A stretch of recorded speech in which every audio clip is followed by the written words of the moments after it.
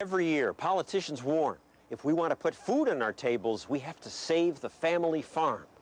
When they say that, watch your wallet. Lawmakers in Washington have passed a new farm bill. This year, Congress passed another $300 billion farm bill. Senator McCain called it bloated legislation that will do more harm than good. But Senator Obama supported it. We cannot turn back, not with an economy to fix and farms to save. Saving farms is what politicians promise that farm supports will do. Now, how old is this kid? It's the reason they do photo ops like this one. Senator Obama wouldn't talk to me about the farm bill. In fact, we contacted 69 members of Congress who voted for it, but couldn't get any of them to talk to us. Finally, Randy Kuhl of New York and Sheila Jackson Lee of Texas agreed to speak. Family farms, small farms are important. And I don't think we want anybody in this country to starve. People would starve? They go out of business, then they'd be forced to move elsewhere and find different jobs. Well, that's not starving, that's finding a different job. But if they don't have a job, then they're going to starve. Well, they're doing pretty well in Nebraska, where 2020 went as part of ABC's election project, 50 states in 50 days. Nebraska corn farmer Mike Korth gets subsidies. He'll take the money, he says, but he's against the farm bill. It's a bad bill. In the end, if you take a bunch of money, it's like they grab the treasure chest, they open the door on it, and whoever can get the most out of it, you just run away with it. Nebraska farmers are running away with a lot of your money. Home prices may have been falling in most of America, but farmland prices have been rising. Here they've shot up 77% in 4 years. Farm subsidies rarely go to poor people. The average farmer makes twice what the average American earns. Yet Nebraska politicians want more. We need to get farmers a better safety net here. If you're a politician from Nebraska and you want to get elected, Republican or Democrat, the way to do that is to say, I support farm subsidies. Yes, that's a very important thing to our farmer is subsidies. It would lose dramatic population if the subsidies weren't there at all. But despite the billions spent on subsidies, farm towns are smaller than ever. In Mike Korth's town, store after store is boarded up. It's pretty sad. The school at one time had just short of 1,000 kids in it, and now we don't have 300. It hasn't kept these small towns alive. Well, I think it has. I'm from a small town of 72 people. I am, and I'm going to tell you, farm subsidies have helped that town. After this interview, we researched his town. It was twice as big during the Depression. Population has dropped steadily ever since. This isn't working. Well, I think it is. We're all paying more. You guys are on welfare. It's not working. Actually, I disagree with that because I think it is working. Actually, a government study found that the more farm aid a county got, the more likely it was to lose population. Why would that be? Because subsidies make it harder for smaller farmers to compete. Economist Walter Williams. The farm subsidies go to very, very wealthy farmers, not the ma and pa farm. It's these huge agribusinesses that get the big subsidies. Farmers like Maurice Wilder. He's been America's single biggest recipient of farm subsidies. He wouldn't let us take a picture of his jet, but here he is at one of his many homes.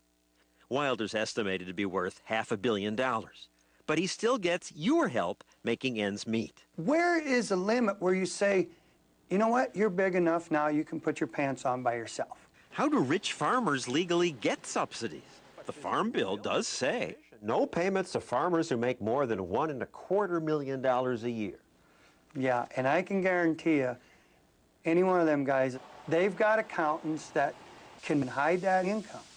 When you have a farm bill this size, this stretches almost 2 football fields. There are loopholes in here somewhere for a wealthy farmer to crawl through. I don't blame anybody from taking it when it's there and available.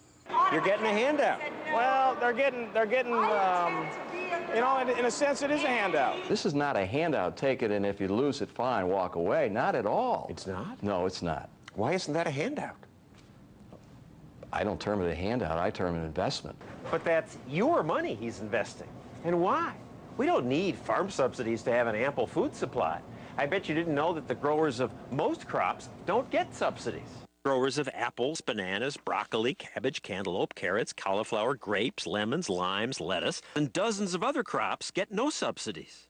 There's no cabbage crisis or pineapple panic. And yet, because big crops get subsidies like rice and corn, food costs more. I'm not used to paying these prices. Another reason prices are high is that farmers get paid for not farming. You get a government payment on it, about $26,000. More than $20,000 a year for not farming his land. Real estate agents even use farm payments to sell homes to non-farmers. Agents didn't want to say that on television, so our producer posed as a home buyer and brought along a video camera. Do you have to farm it? Do you have to farm it to receive it? No. It's like a little bonus that you don't really have to do anything to get. All these homes get government payments, though nothing's farmed here. The owner of this home collected $7,000. Well, it's like offered to us. She isn't exactly sure why. I think it's a weird setup, but there's a lot of weird setups. This is just a crazy system. It's left over from the 1930s, left over from the Depression, and it's a great example of how nothing is as permanent as a temporary government program. Of course, it is true that without subsidies, some bureaucrats would be out of work, and some farms would go out of business. But that's okay, say economists. It's part of the creative destruction that makes America strong. When there's progress, certain jobs are destroyed and certain jobs are created.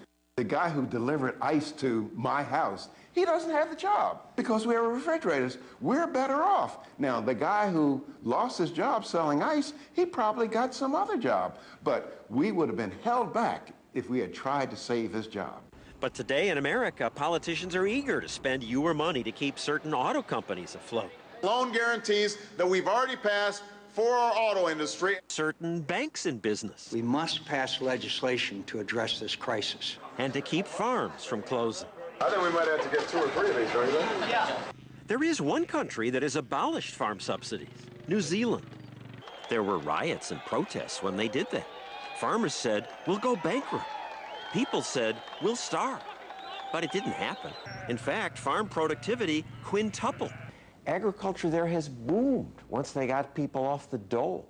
Instead of sucking up to you politicians, they found ways to be more efficient as farmers.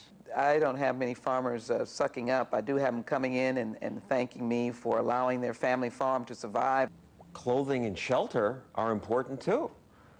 Why don't we subsidize them? If this works so well, why don't we just subsidize everything? Well, I would say to you that you don't want to push us. When we come back, the White House and your house, who's the boss?